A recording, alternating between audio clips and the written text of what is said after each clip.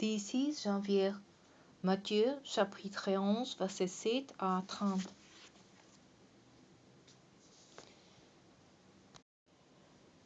Quand les envoyés s'en allant, Jésus cite cette occasion pour parler des gens à la foule. Que voulez voir au désert? Leur demanda-t-il. Un roseau agité, ça est-il par le vent? Oui, qui donc vous voulez-vous voir? Un homme habillé avec élégance, généralement ceux qui sont élégamment vêtus vivant dans des palais royaux. Mais qu'êtes-vous donc allé voir au désert? Un prophète? Oui, assurément, et même bien plus qu'un prophète. C'est moi qui vous le dis, car c'est celui dont il est écrit. Je verrai mon messager devant toi, il te préparera le chemin. Vraiment, je vous l'assure, parmi tous les hommes qui sont nés d'une femme, il n'en a apparu aucun de plus grand que Jean-Baptiste.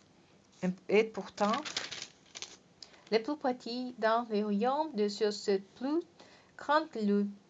Depuis l'époque où Jean-Baptiste a apparu jusqu'à cette heure, le royaume de Dieu se force un passage avec violence, et ce sont les violentes qui s'en emparent.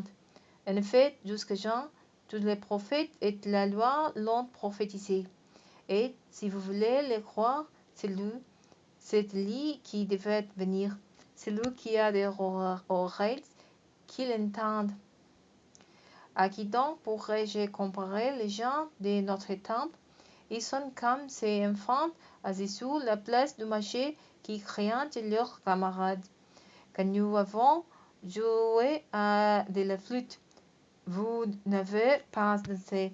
Et quand nous avons chanté des airs d'idylles, vous ne vous êtes pas lamenté.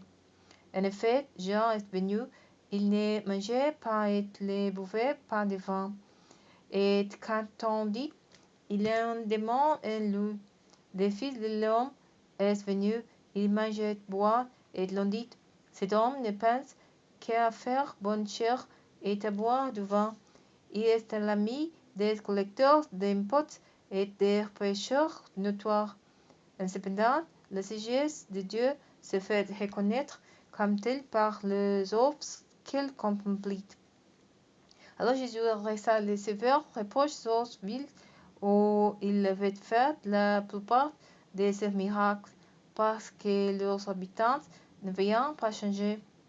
Malheur à toi, Chorazin, malheur à toi, Bethsaïda, car si les miracles qui s'y sont produits au milieu de vous avaient lieu à Tyr et à Sidon, il y a tant longtemps que leurs habitants auraient changé et leur ayant manifesté une habitante des habits.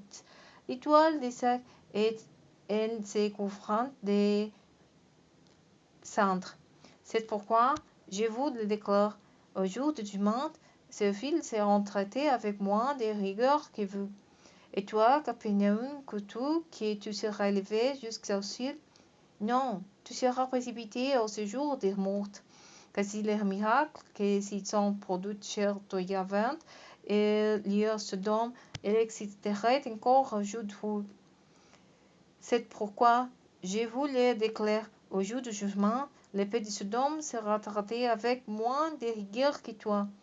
Mais cette même époque, Jésus dit, j'ai été lu, ô Père, Seigneur du ciel et de la terre, parce que tu as caché ces choses aux sages et aux intelligents, et que tu les as révélées à ceux qui sont tout petits. Oui, Père, car dans ta bonté, tu l'as voulu ainsi. Mon Père remit toutes choses entre mes mains. Personne ne connaît le Fils si ce n'est le Père, et personne ne connaît le Père si ce n'est le Fils et celui à qui le Fils veut le révéler. Venez moi, vous tous qui êtes capables sur le poids d'un lourd fardeau, et je vous donnerai du repos.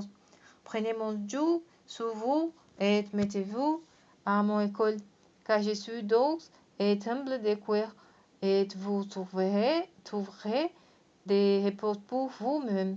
Oui, mon joug est facile à porter et la charge que je vous impose est légère.